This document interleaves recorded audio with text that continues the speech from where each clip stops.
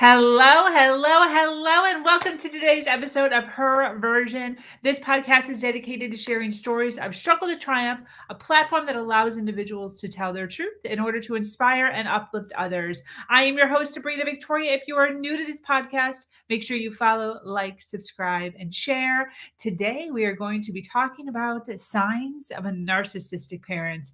Let's jump right in.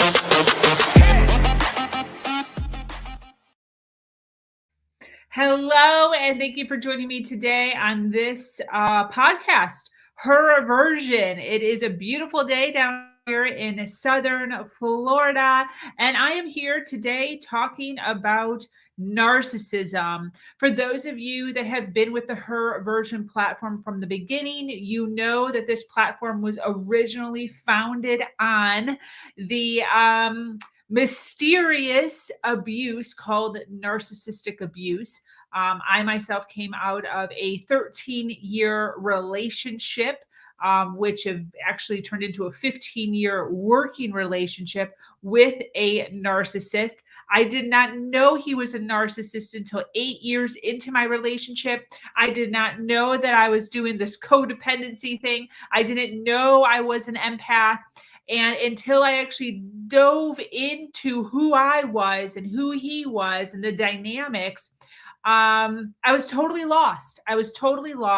And the reason that I created this platform now at this point is I am out, I am free.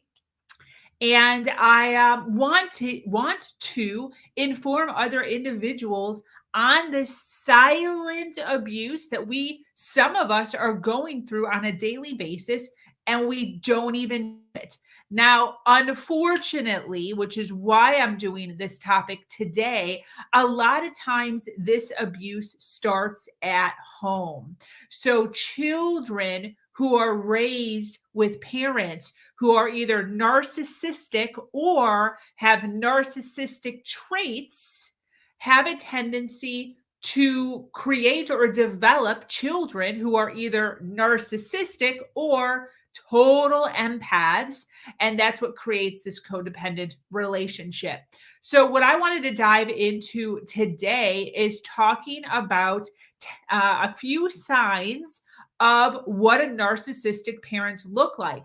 So you could be my age and have no idea. You could be 19, 20, 25 years old, getting into the dating scene, realizing that you're starting to hook up or start relationships with individuals who are not nice people, who are incredibly frustrating, making you feel like you're going absolutely insane, not knowing why. And this might throw a little bit of knowledge your way as to, oh my gosh,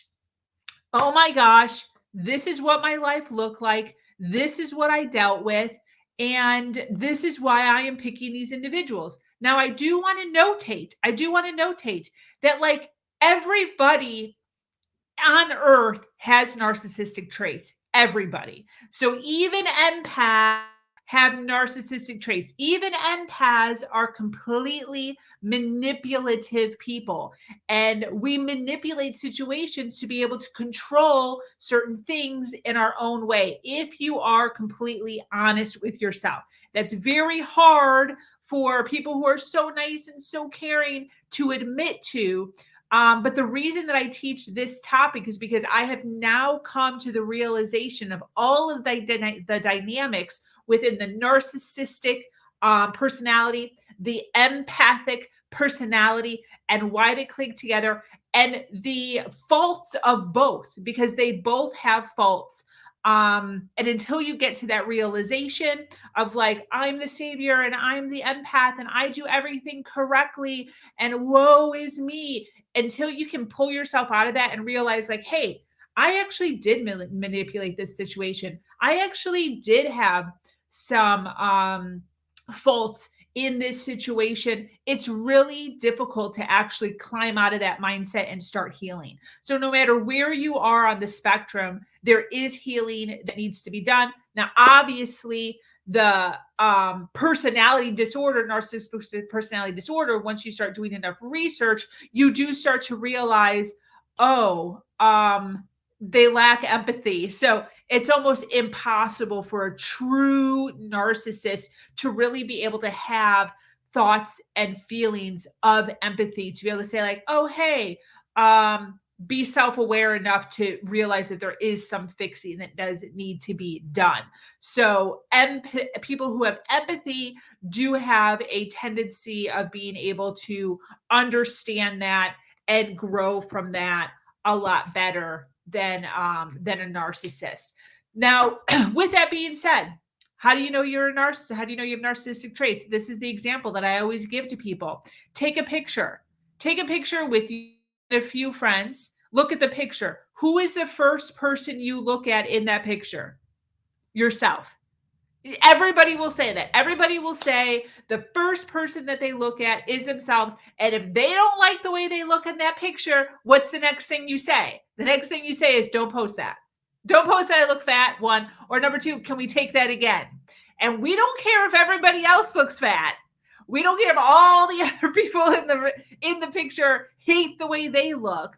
You will post the picture on your social media where you're looking lit. You're looking fly. So that right there is a very narcissistic trait. And the reason that is because if we were so overly empathetic, then you wouldn't want to post a picture where anybody in that picture didn't feel their absolute best.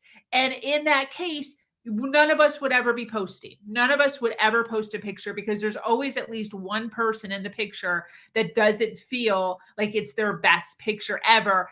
And what do? We still post the picture. We still post the picture. So granted, a little example, but an example. And the other thing to recognize is that some people have a few of these traits and some people have a lot of these traits. Obviously, the more narcissistic traits that you have, the closer you are to having NPD, which is narcissistic personality disorder. So depending on the dynamic of your household, the dynamic of your mother, your father, your grandparents, your aunt, your uncle, whoever your guardian was growing up, they may have had a couple of these that did cause some trauma. They may have had all of them, but this will really give you kind of a baseline as to why you may be attracting the people that you are attracting, because we have a tendency of going to where we're most comfortable. So being comfortable in an atmosphere where we're walking on eggshells and we have to monitor everything that comes out of our mind and we have to think before we speak, will gravitate towards a relationship that is the same exact dynamic, because that's where we're comfortable. We're not necessarily comfortable in a relationship where we're allowed to just go wherever we want, do whatever we want, and have all the freedoms in the world, because it just seems weird. It seems fake. It seems like a fairy tale. It doesn't seem true because of you grew up, because of how you grew up. That's not normal the way you grew up. So we have a tendency to look for and find what we're used to, or a similarity of what we're used to. So for those of you that are diving into this topic, you will know that narcissism is a complete lack of empathy. That's like the biggest one on the radar. Person who just has a complete lack of empathy, where you can be crying, you could be upset, and instead of them coming to you and being like, oh my gosh, I'm so sorry, or sitting silently with you or being there for you, they'll yell at you, or they'll scream at you, or they'll make fun of you, and they'll say, oh my gosh, here we go again. Oh my gosh, what a baby. Oh my gosh, stop it with the crying. Why are you always crying? And instead of it being consoling, right? Consoling, like, oh, what can I do? Oh, or even just silent, even just like, yikes, totally made that girl cry, totally made that guy cry. Let's figure this out. Instead, it's poking fun at you and mocking you for having those feelings or having those thoughts. Another one would be neglect. Another one would be emotional manipulation.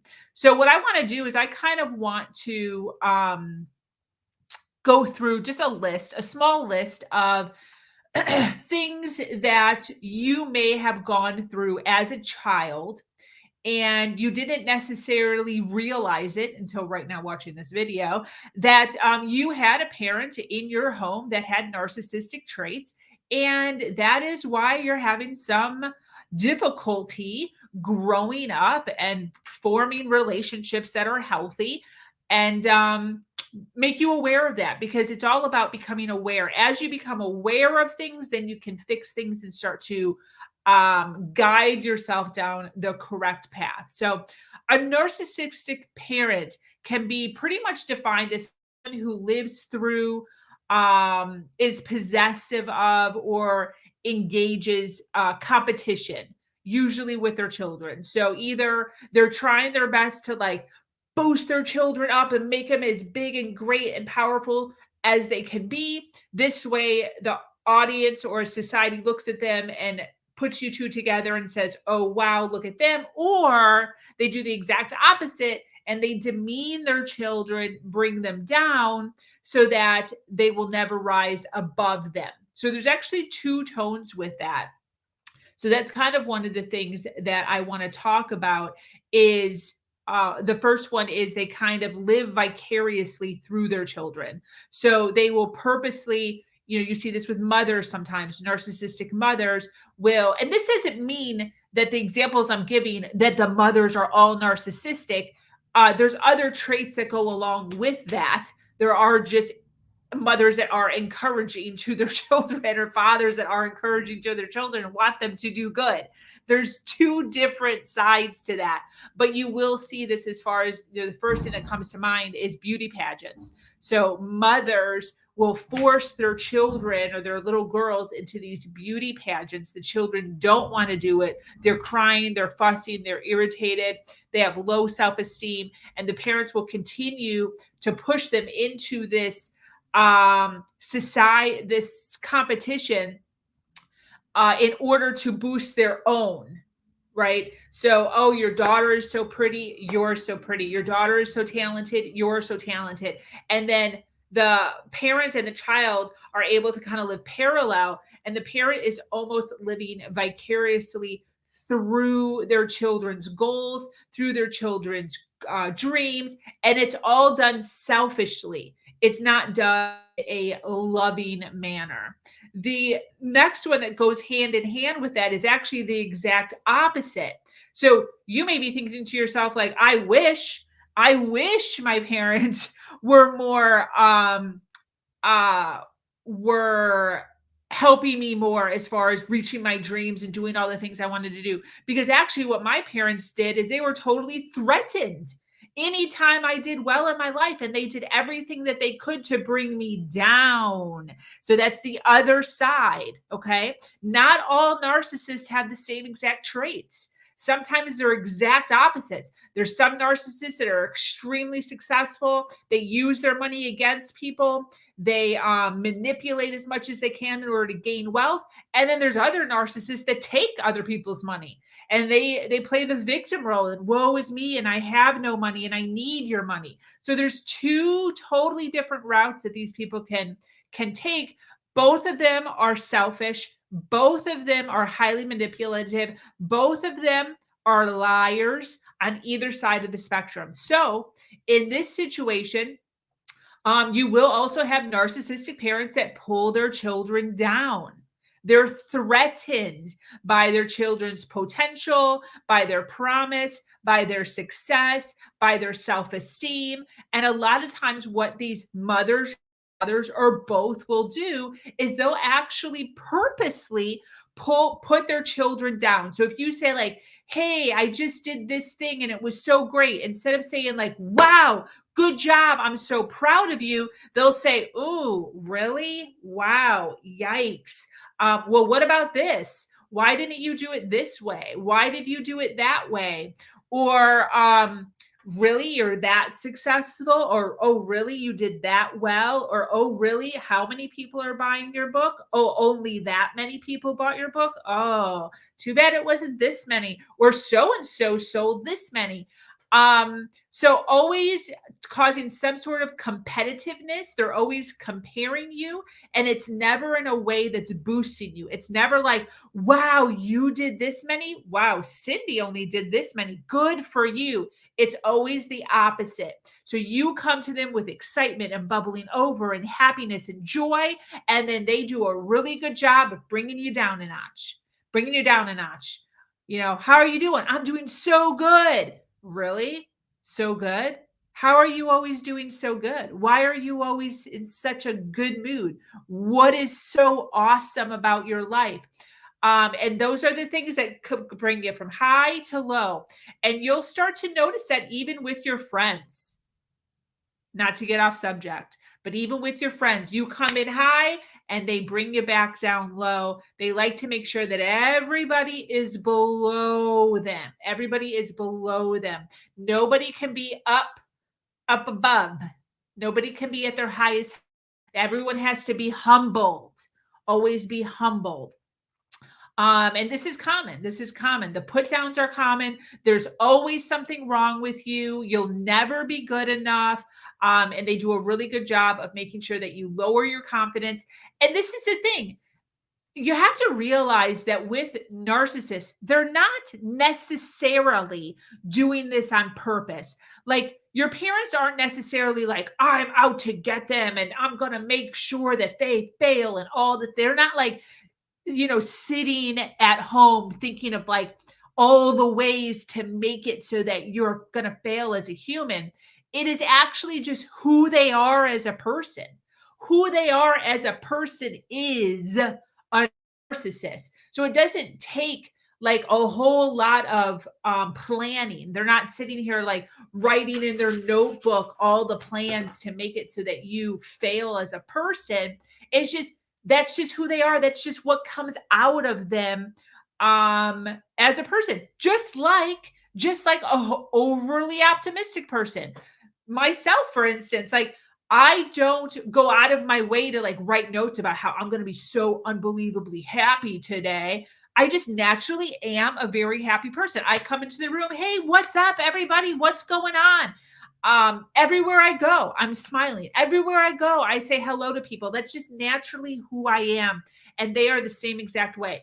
They're just so in tune. They're so used to, they're so ingrained in their way of doing things. They just naturally bring people down, just naturally. It's nothing against you. It's nothing against so-and-so or anybody. It's just, that is just how they work. They just love to just pull people down.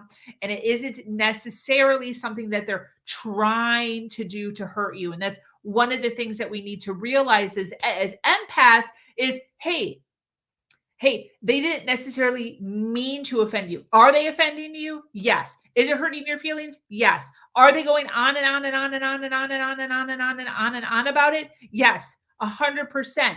And they don't know any other way. They do not know any other way. They don't.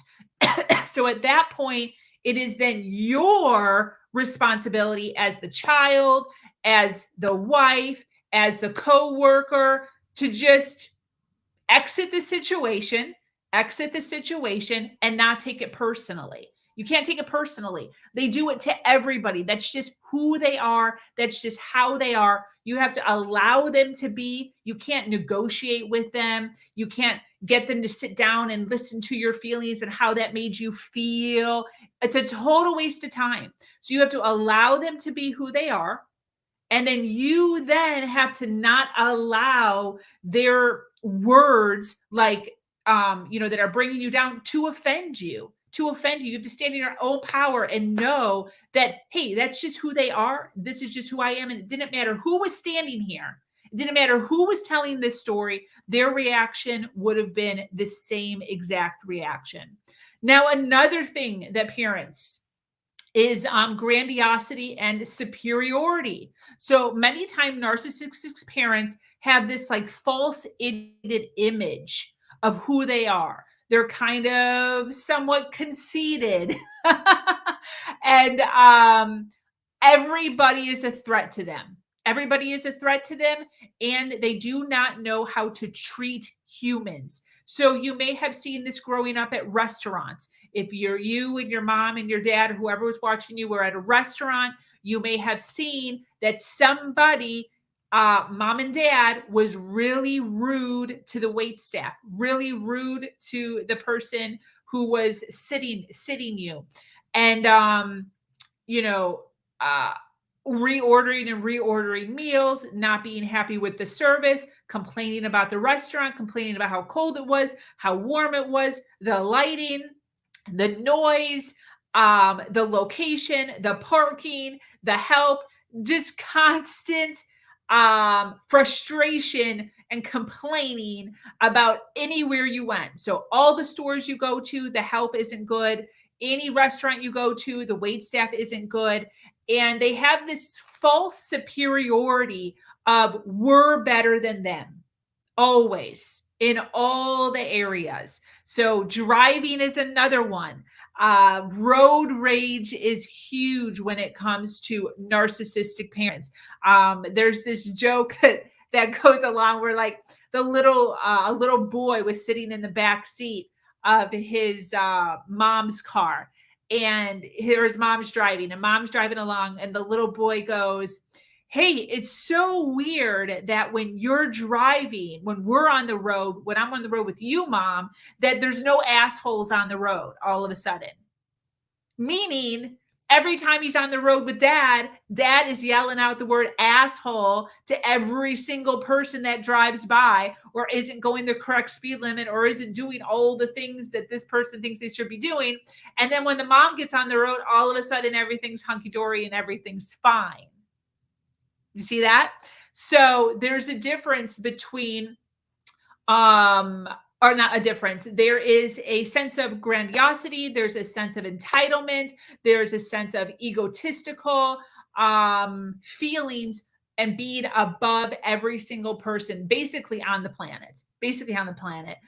Anybody who is below them financially, anyone who is below them as far as work title, anybody who is below them as far as how big their house is, how big their car is below them. And they make sure to either tell them to their face or tell them to talk shit behind their back constantly talking crap about people behind their backs. Another one is a superficial image.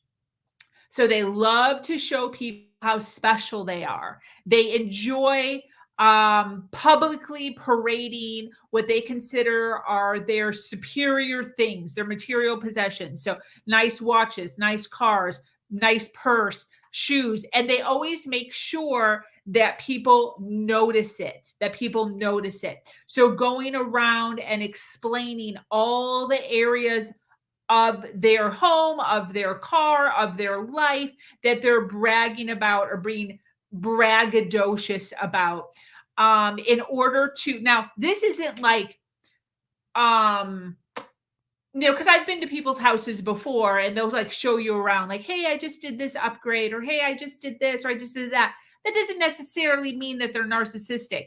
What it is a consistent thing where they're consistently having to show you, like you go to their house and they're like, oh, hey, look at this beautiful dresser that I bought. It costed me, $5,672, and I got it in an antique store. Like that, you start talking about money, you start talking about how vintage it is.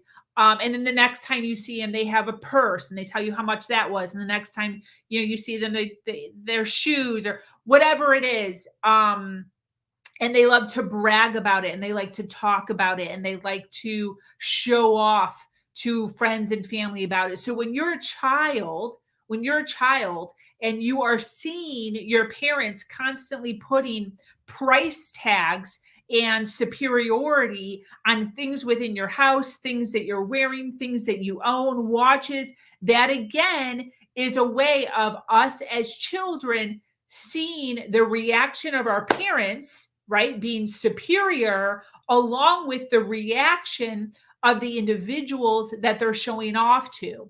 And when you are a person or a child who has empathy, you can clearly see, if you are listening to this right now, you can clearly see a difference in somebody who's showing off and then the exact opposite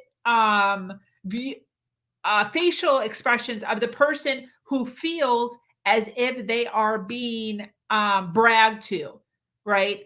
You can tell that their morale is coming down. You can tell they don't have anything to brag about. You can tell that they're feeling overwhelmed or frustrated or inferior or not good enough. As an empath, you can feel that. So for those of you that are right now live, you can know that you can feel that right now. You could go out right now with a narcissistic person and have them bragging, and you can actually watch the waiter or the friend or whatever, and you can see the difference in the facial expressions, because we are in tune with how facial expressions and micro expressions is what I was trying to say. Blue, my parents did that with me. The pressure to excel so they could brag. Anything short of perfect made me an embarrassment. Exactly. My ex with the good deeds. Yes, I had that too. Yes, absolutely. Absolutely. So feeling this sense of ego boost and needing attention, needing to be flattered, needing people around them to constantly be oohing and eyeing in their presence. And if they are not, they're making sure that the people around them are envious of their lives, envious of the things they have, envious of what their life looks like. There's a lot of talk of like, look how special I am. Look at how interesting I am. Look at me. Look at me. Look at everything I have, to remind yourself of everything you don't have. And you'll see that enough. Exactly. Never enough. Exactly. 100%. And this is the thing. Now, this is what I want you to really take in consideration, because we've gone over a few already. Now, you yourself might do one of these.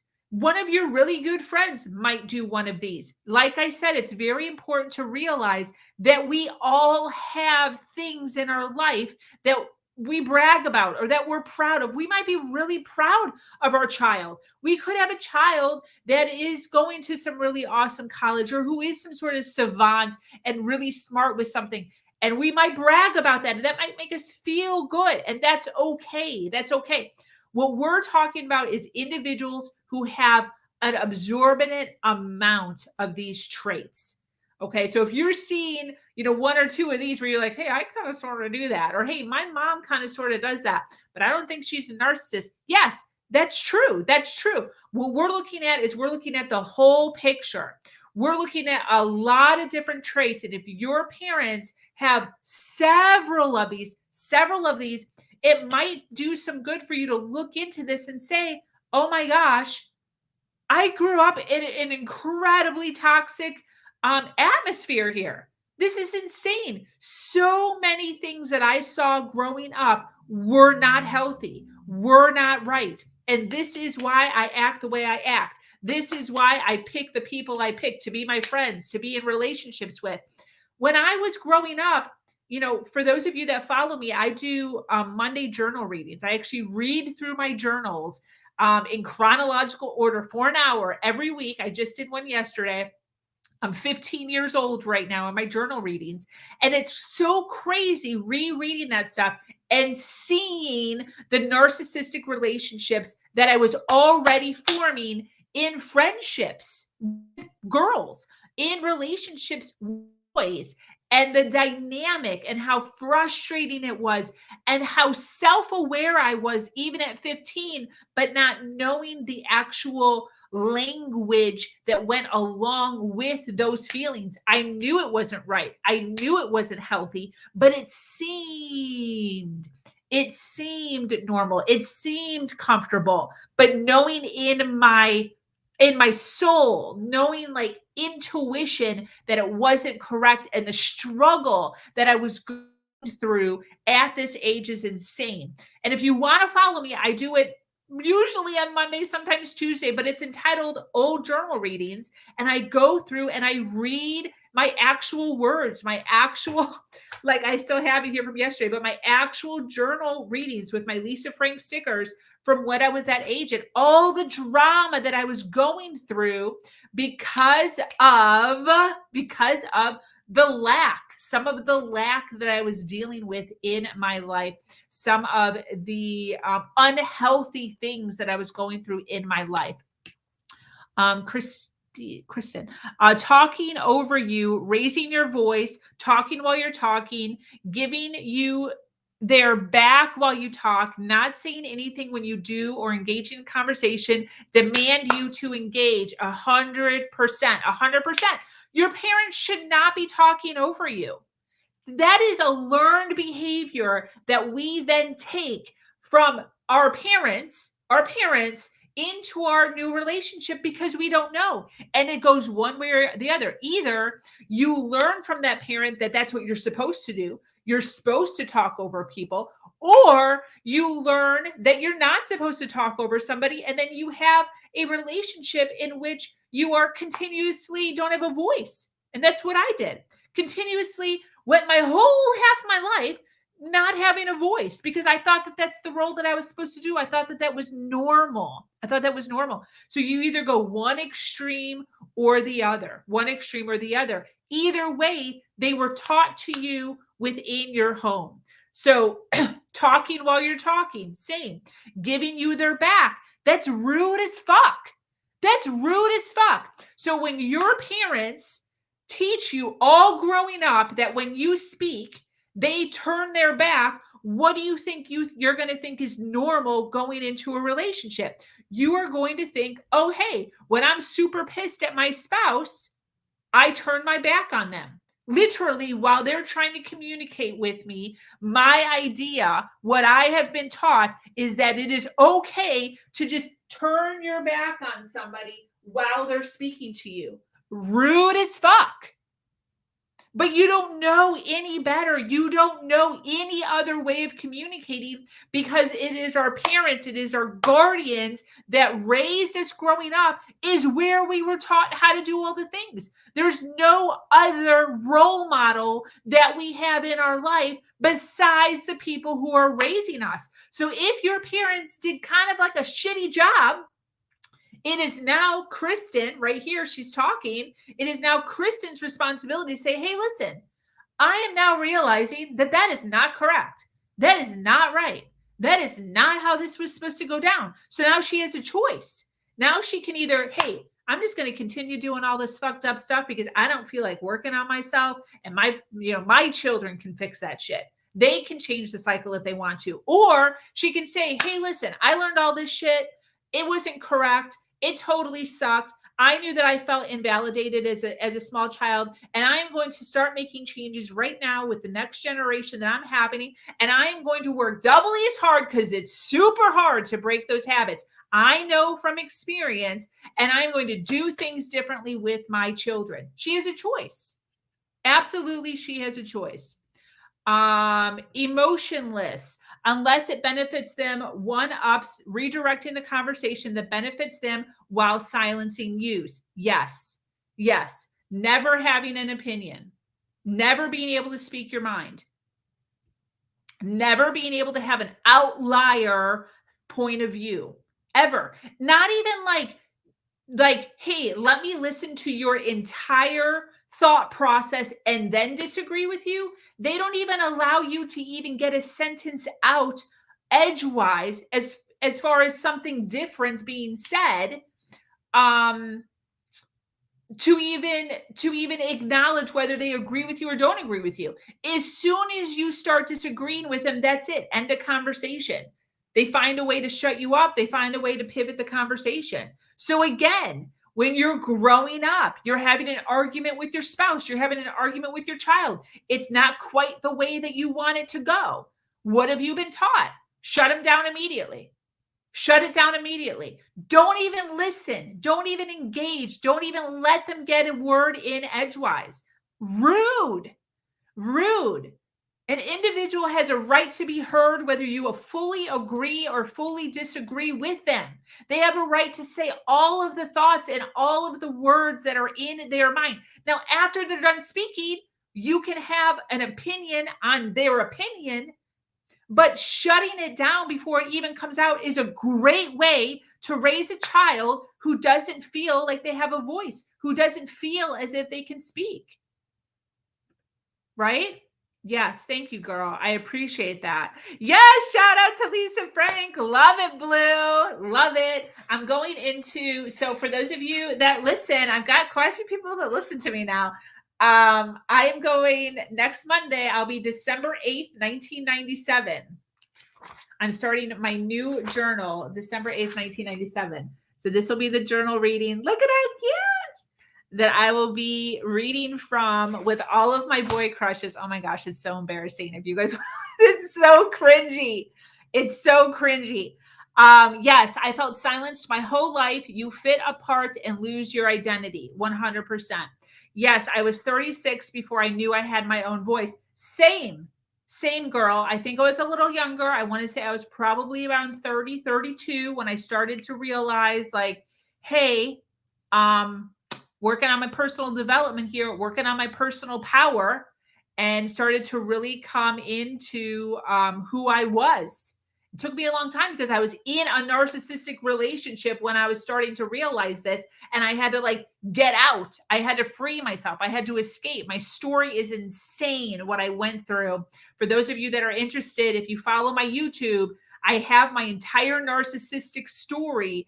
If that's something that you would want to listen to, it's 2 hours. And it's just the tip of the iceberg. It's not even everything. My story is absolutely insane how I escaped my last relationship. But I was like in a prison and I had no idea. I had no idea because I didn't know any better. I literally thought that what was happening to me was normal. Kristen, are you done talking? Yes. At first I was offended. I was like, oh my God, girl, that's rude. Yes, they will ask you, are you done talking? Okay, thank you. Now let me talk. It would boil my blood. Or give me the hand while he's talking by raising their hand. Roll their eyes. It's such an imposition to ask for help. Dare I say nurturing. I feel like I raised myself 100%. So when you say, for those of you that are learning boundaries, okay, I had to learn this. I had to like teach myself how to communicate. I had no idea how to communicate. Zero. So what she's saying here, are you talking? That might actually seem like a nice thing to say, like, hey, are you done talking? But that's not how she's saying this. And I know this because of my past. So what it is they're saying in a demeaning way, an impatient way, wasn't even listening to you, just waiting for you to shut up basically way. So she's talking, trying to talk about her feelings, trying to say all the things that mean something to her. And then they actually let her talk. Like she talks and then they say sarcastically, are you done? Are you done talking now? Can I now talk? They weren't even listening to anything you said. They weren't even listening to anything she said. So that's why she's saying that it would boil her blood. Rude. Absolutely rude. And these are the things that parents do to their children. And then the cycle continues because now these children don't know the healthy way to communicate. They don't understand. And if you correct, you get slammed with a guilt trip. Yes, absolutely. Absolutely. And the worst is when you do it one time. You do it one time where you cut them off one time. And they're like, whoa. You always get mad at me for cutting you off, but now you're cutting me off. But you only did it like once and they've done it 5,000 times. But then they freaking notate the one time where you're getting just boiling. You're just freaking out. You're wanting to just explode because they're not listening to you. So then you get a little aggressive with them. And then it's, hey, how dare you? How dare you? And they start to guilt trip you with that 100%. Yes. Yep. 100%. Blue. Breaking these cycles is exactly why I left everything I ever knew with my two-year-old. He's now 3. We shut that shit down and shut it out. Hell yeah, girl. Hell yeah. I have a 17-year-old son, and I'm telling you, I had to make a decision.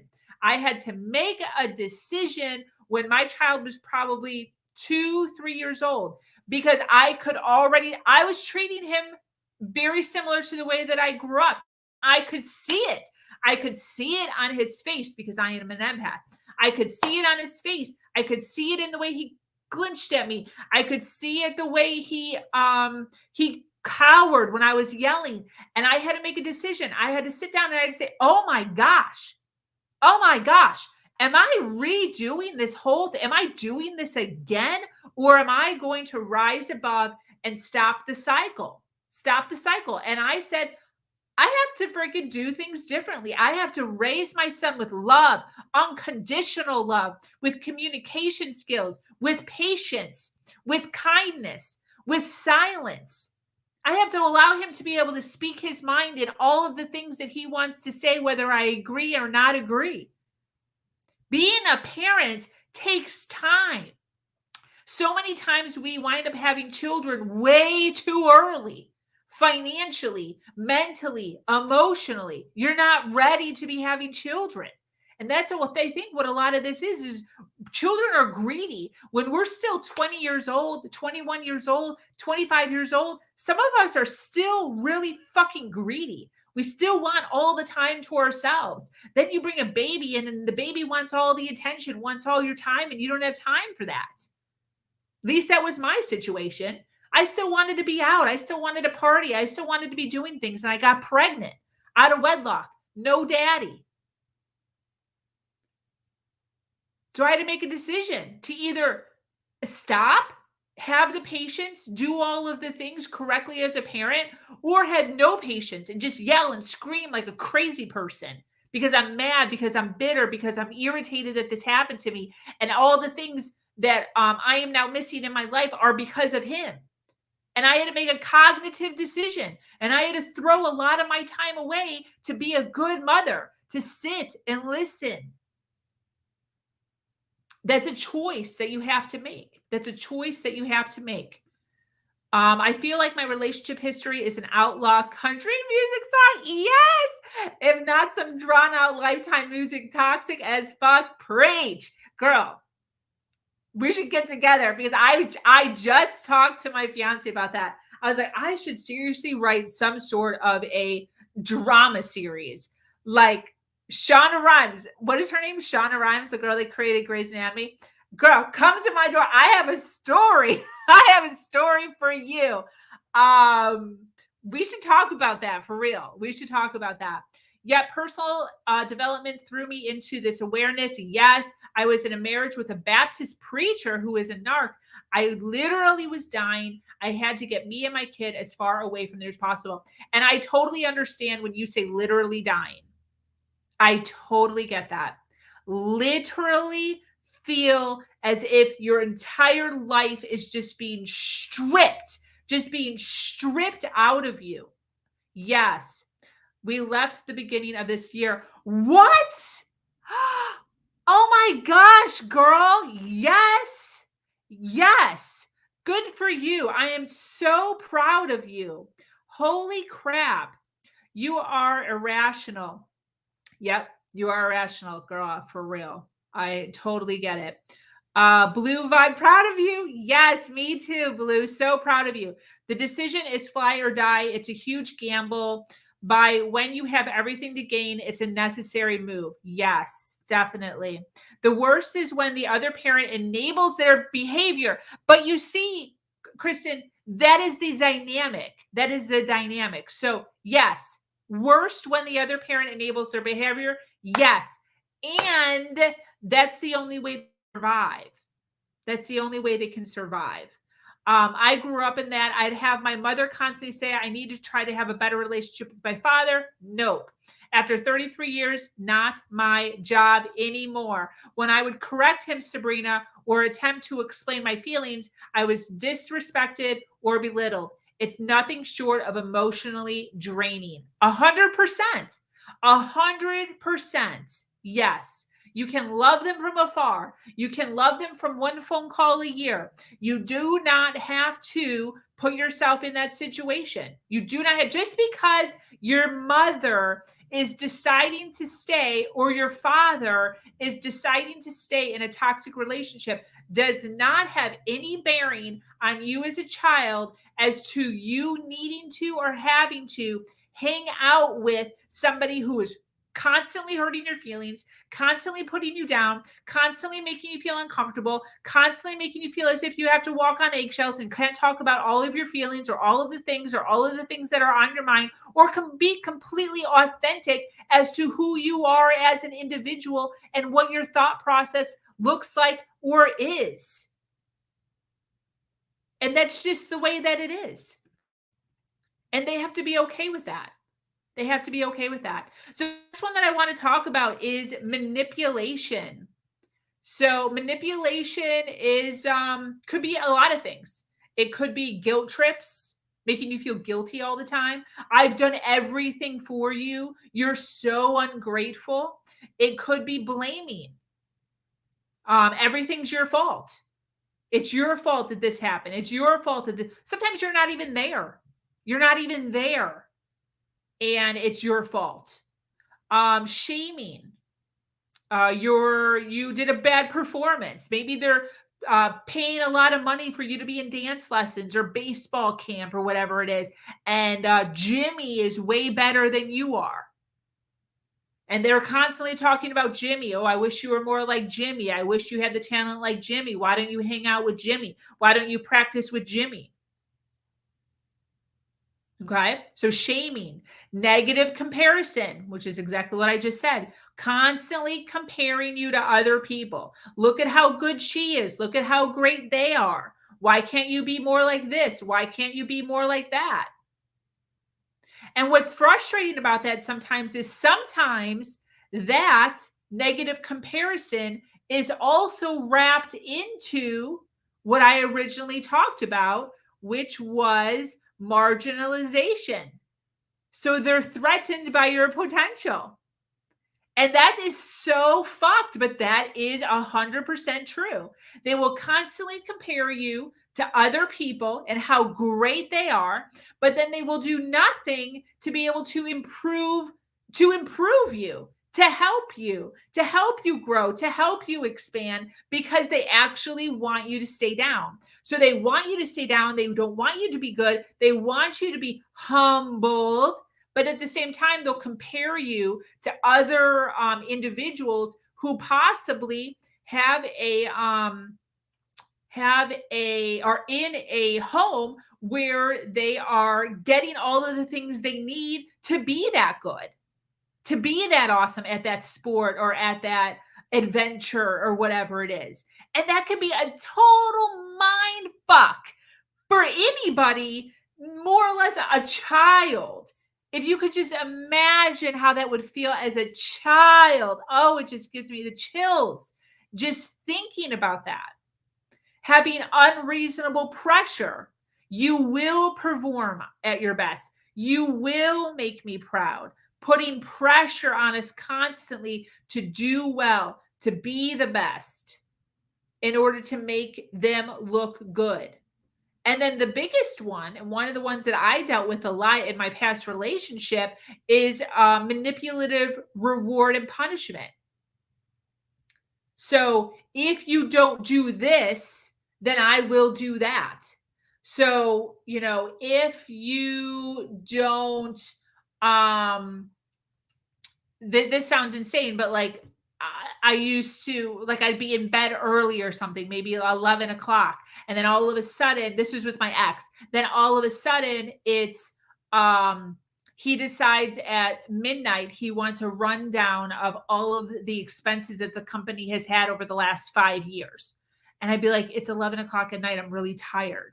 And he'd be like, well, if you're not going to do that for me, then guess we're not going to be able to make whatever. We're going to have to cut your pay. So this or that, manipulating you, causing you total ruckus in your life constantly. If you don't do what they want you to do when you want to do it, when they want you to do it, then there is a punishment. Another one is emotional coercion. Emotional coercion, which for those of you that listened to my podcast a few weeks ago, we were talking about sexual coercion. I wonder if those go hand in hand a little bit, maybe right there. So you're not a good daughter, you're not a good son unless you measure up to my expectations. Heavy manipulation. Heavy manipulation. This is teaching you that love is conditional. It is not unconditional. We only love you if. We only will give if. A true parent and child relationship should be unconditional love. Now, obviously, if your child is 17, 18, 25 years old, and all of a sudden they're smoking meth and they've gone through 8 rehabs and they're stealing cars and taking money from you, that's different. That's different. That's insanity, right? It's not like unconditional love no matter what you do. We're talking about parent-child when you're a child. These are things that your child should not have to be dealing with. They should feel unconditional love from you at all times, all the time. I will be with you. I will be for you no matter what, all the time. So another one is inflexible and touchy. Some parents are highly rigid when it comes to expected behaviors from their children.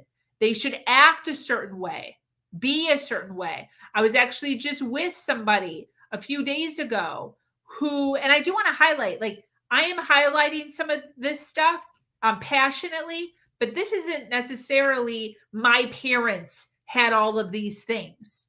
Okay, this is stuff I'm pulling from my past relationship. This is past clients. This is friends of mine, which is the example that I'm giving you right now. So I do want to make that clear to you guys. But I was just at with a friend of mine, actually, sort of, and the nitpickiness with the child.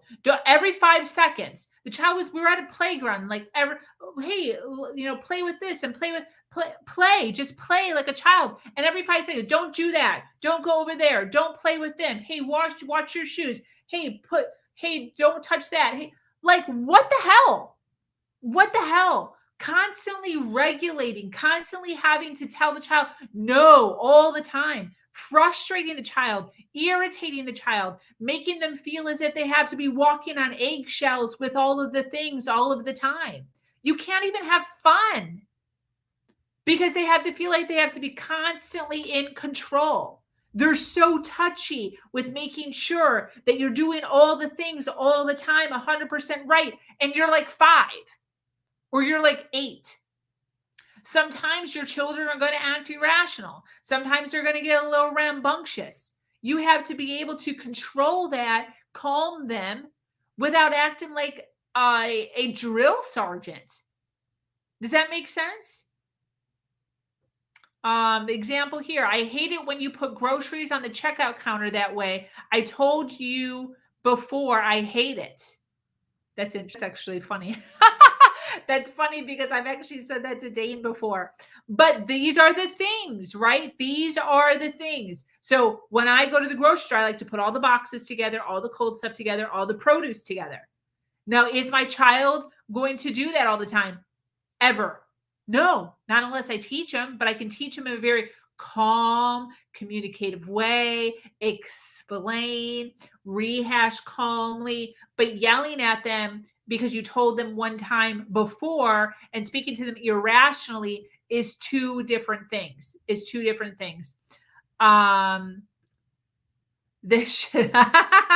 yes, this is so damn healing. I love you, Kristen. I love that. So lack of empathy.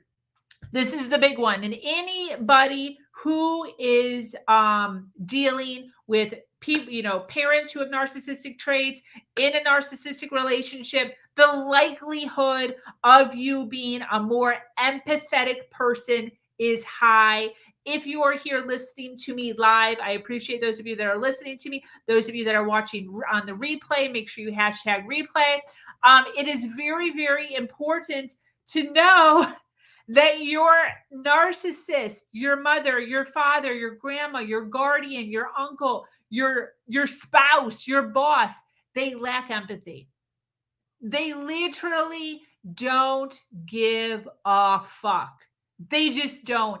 It doesn't matter how many times you tell them. It doesn't matter if you write it to them in a letter. It doesn't matter if you calmly say it to them. It doesn't matter if you're crying while you say it to them. It doesn't matter if you're screaming when you say it to them.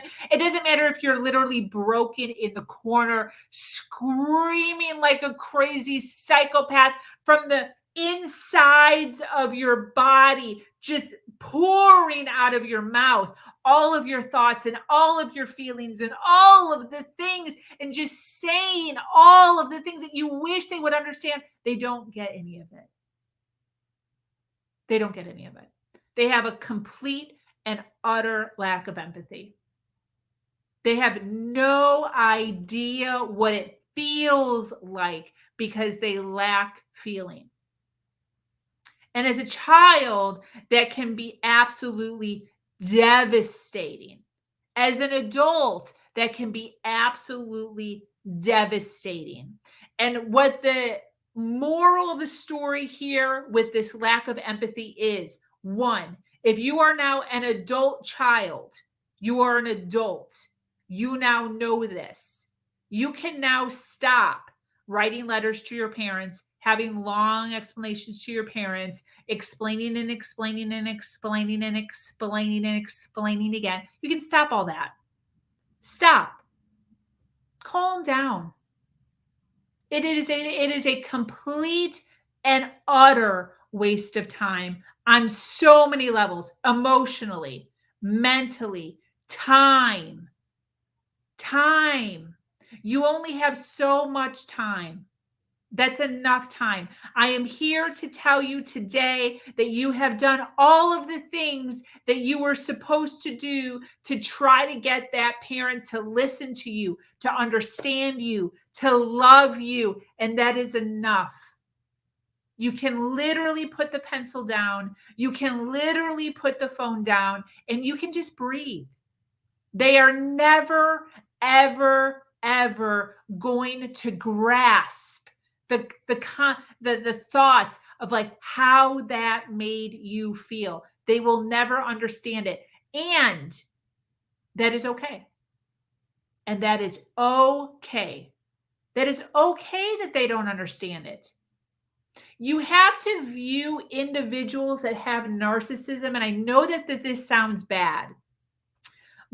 And forgive me for being a little bit callous or harsh here, but it's kind of like a mental disability.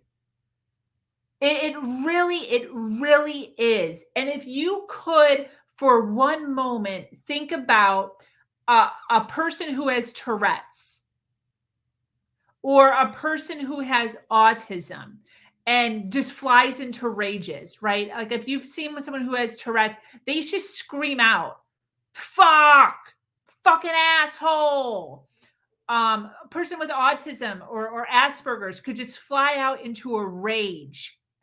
Now, when you know that they have this, you don't go to them and just start screaming at them like a crazy person or try to reason with them. They can't help it. They literally can't help it.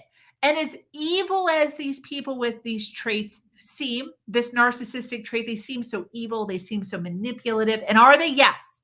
Are they? Yes. And they can't help it. So the most that you can do is just walk away. The most you can do is just distance yourself. It's okay to distance yourself.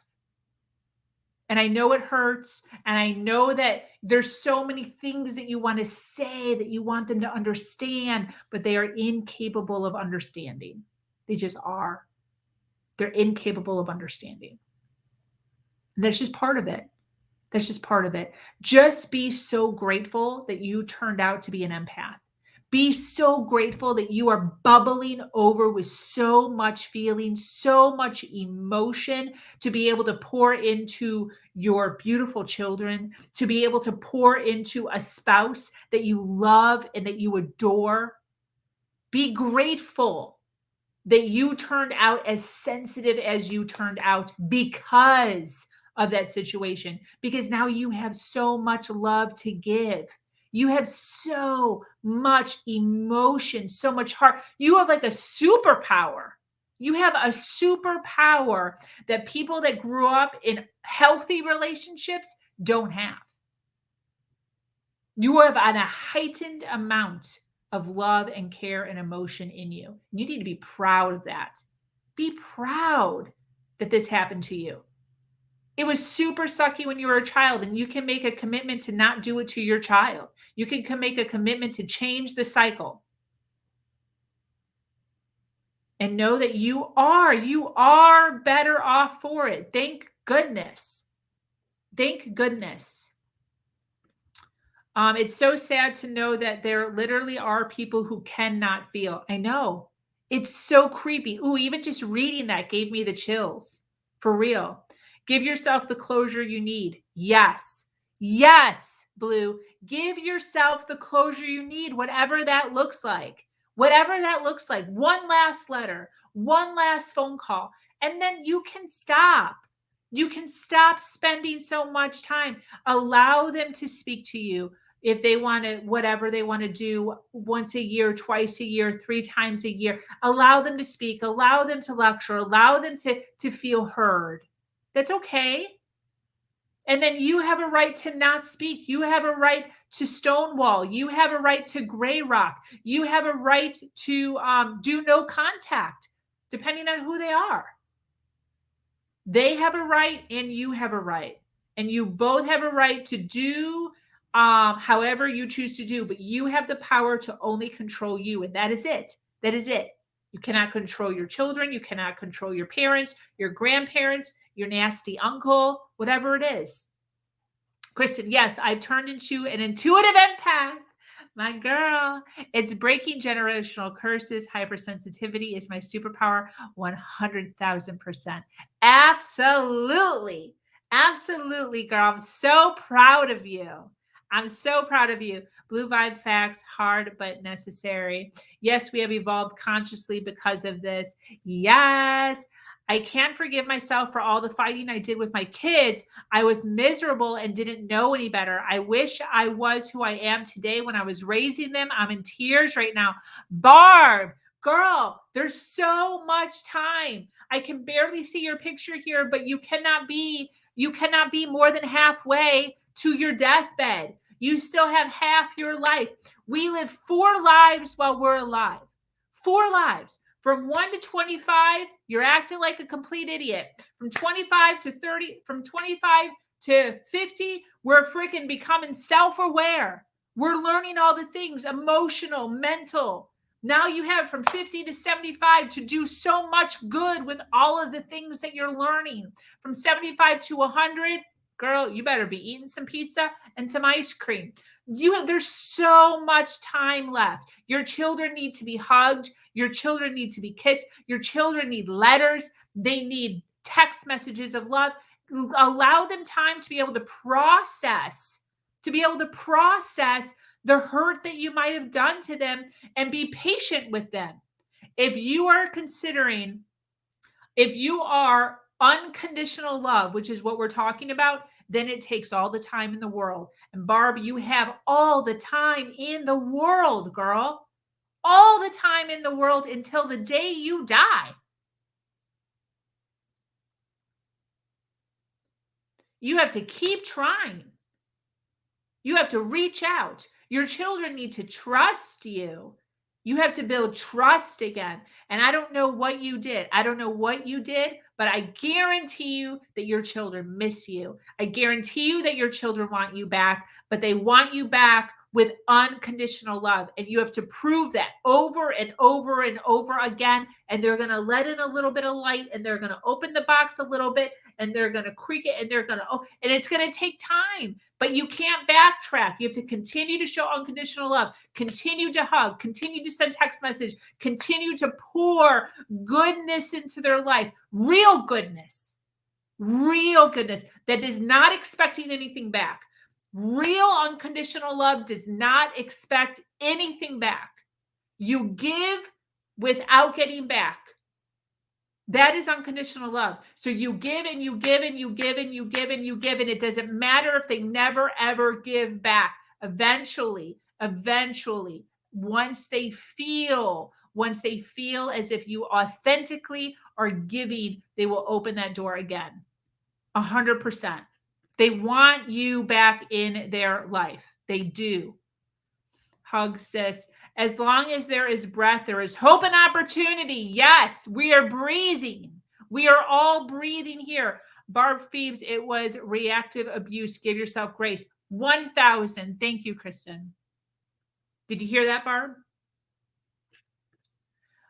Yes, and I've changed so much. I'm so proud of you. My heart is so warm for you, Barb. It is so warm for you. By you healing now, you are creating the space necessary for them to see and process through that. You are breaking those cycles. Yes. We really do have a good relationship now. I love that. I love that. It's just past regret. And you can talk about that, Barb. You can talk about the past regret. Sit with them one-on-one and talk about the past regret. That will bond you even closer. It will bond you even closer. And don't make excuses.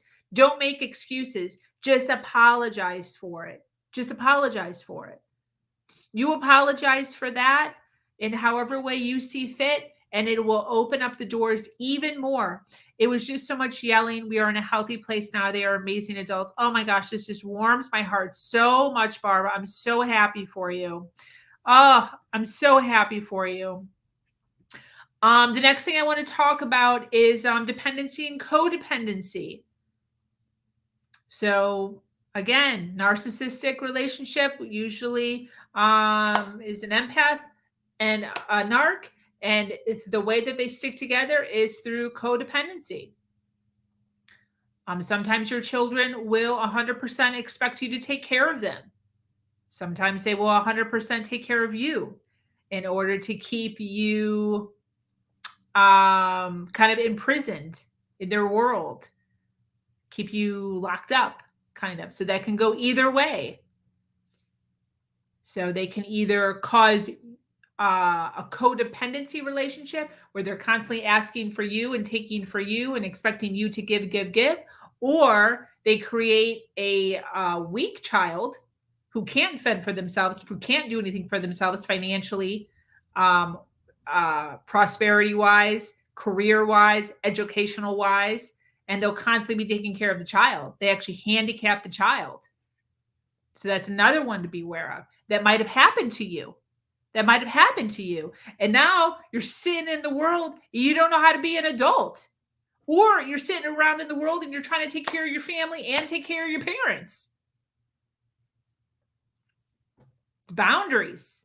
That's boundaries. You have to learn boundaries at that moment. Whenever you're seeing the codependency or dependency aspect going on, that is when you have to start working on real harsh, real hard lines in the sand as to what is appropriate and what is not appropriate. I am 1000% absolutely. Barb, you're making me so happy, girl. I love it. I love it. And I love that you're here and I love that you're speaking, because these comments are going up and there are individuals that are going to be watching this on the replay that can literally identify with you on so many levels. So I'm so happy that you're here and so happy that you're communicating this stuff so other people that are dealing with this can read and they can identify with you, identify with Kristen, identify with Blue. This helps.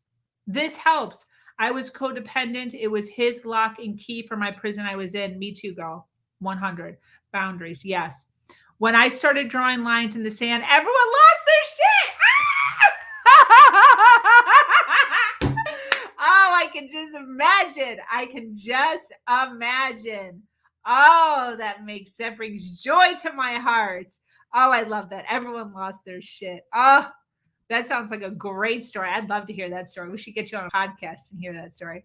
Jealousy and possessiveness. So again, bringing you down, being jealous of you, any signs of you growing, any signs of you maturing, any signs of independence can be received as you separating from them.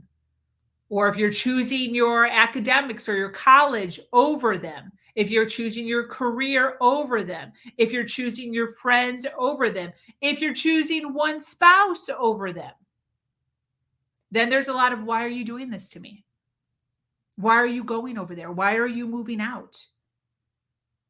Being possessive, being jealous. And then what happens? You grow up and then you end up in a relationship where there's a shitload of jealousy and a shitload of possessiveness. Because that's what's comfortable. That's what you're used to. To be aware of that. Neglect. In some situations, a narcissistic parent may choose to focus primarily on her or his self-absorbing interests, completely and utterly neglecting you. The child is just left. This happened with my son. His father just left. No child support, no help. Wanted to see him every once in a while, wanted to be with him every once in a while, wanted to be number one dad every once in a while, but completely neglectful with the things that mattered, like diapers, like food, like daycare, housing, car. So being absent, financially, emotionally, mentally, physically, it can come in all different sorts. And if this, again, is something that you dealt with as a child, seeing your father neglect you, seeing your mother neglect you, deciding to take one thing over another thing, these are things that we are taught as a child. So then we go off into the world thinking that that is normal. And that's why it is so important as we're growing up and as we're raising our own children to make sure that we are cognizant of whatever we do with our child is what our child deems as appropriate to be able to take out into the world. So if you are teaching them that act like this because you are acting like this, they assume that is normal because there is nobody else teaching them anything other than that. You are it. Just you. Nobody else. School doesn't teach it. Church doesn't teach it. After school soccer doesn't teach it. You are the person that is with that child the most. You are teaching them how to be, how to act, how to talk, how to communicate, how to argue. They're learning it all from you. You have to keep that in mind. You have to keep that in mind for the next generation. For those of you that are listening that dealt with this, become aware of it. Be okay with it. Put it aside. Don't hate. It's not good to sit and be like, all these things happened to me, so now my life sucks and I am doomed for the rest of my life. That is not. We have 3 women here that have been continuously messaging in saying, yes, and I made the effort, the time to make changes in my life, and now doing amazing. Now thriving. They're not sitting, what word am I, moping around. None of these women are just moping around their life. They had issues in their past where there was narcissistic tendencies, tactics, abuse. I don't know what it was, but it was there in some form or another in their life. They saw it, they became aware of it, and they broke the cycle and they changed. And not only did they change, but they became 1,000 times brilliant. Kaylin called it her superpower. Absolutely brilliant. There's hope. There is hope for those right now that are listening live right now. I see you. We are streaming on 5 different platforms. There is hope for you, 100%. Amen, Blue. Listen, for those of you watching live, for those of you watching the replay, I so appreciate you being here. I appreciate you taking the time to hang out with me for a little bit here. Tomorrow I will be on talking to, who am I talking? Barbara. Barbara is who I am talking to tomorrow. I don't remember when her podcast is, but I can find out. She will be on at 5 p.m. Eastern tomorrow, 5 p.m. Eastern tomorrow. And she is going to be talking about codependency. Great. Oh, that's great. So for those of you that are interested in more information on codependency, Barbara is going to be speaking on codependency tomorrow. She's going to be talking about trusting your intuition and what it feels like to be empowered. So on this channel, herversion.life, you can catch me on Facebook, 5 different places in Facebook, and YouTube. And she'll be talking live at 5 p.m. Eastern. So I appreciate all of you that are here. Remember, Mondays I do my journal readings. Remember that if you are interested in supporting the channel, interested in purchasing one of my journals, I have a store open, Amazon.com/author/Sabrina Victoria, where I have beautiful designs of journals, and then I also have created a notebook disguised as a regular notebook that is actually an abuse journal for you to be able to record abuse that is happening to you mentally, emotionally, or physically, to have records of it so that while you're being love bombed, you can remember it, or when you go to the court, you have record of it, or if you're fighting for child custody, you have record of it, or if you're filing for a restraining order, you have record of it. So again, something to look into, and it's all at my store, Amazon.com/author/Sabrina Victoria. I certainly hope that you have a fantastic day. Do you ever get in Clubhouse? I did a few of them, and I just deal with so much. I have thought of it, and I know that I should, like, this would have been great to do on Clubhouse. There's just so much, you know what I mean? There's just so much. Love this live. Thank you for sharing and healing of us who have gone through and are going through this and still healing from this 100%. If either or any of you are coaches interested in doing a podcast, I do podcasts on Tuesdays and Thursdays with guest speakers. So if any of you guys are interested, hit me up through my messenger. I would love to have you. It's all based on storytelling on Tuesdays and Thursdays. So you would share your story, share what happened to you. You would have the platform to be able to speak on your past experiences, your journey, and then talk about where you are now and how you've overcome that. And the entire platform on Tuesdays and Thursdays is all based on struggle to triumph. So thank you for joining us today here on Her Version. If you have an amazing story to share of struggle to triumph, be sure to reach out to me here or at herversion.life. I am your host, Sabrina Victoria, and I'm so grateful to be here sharing a platform that allows people to share their truth in order to inspire others. Do something awesome today. Much love. Adios, guys.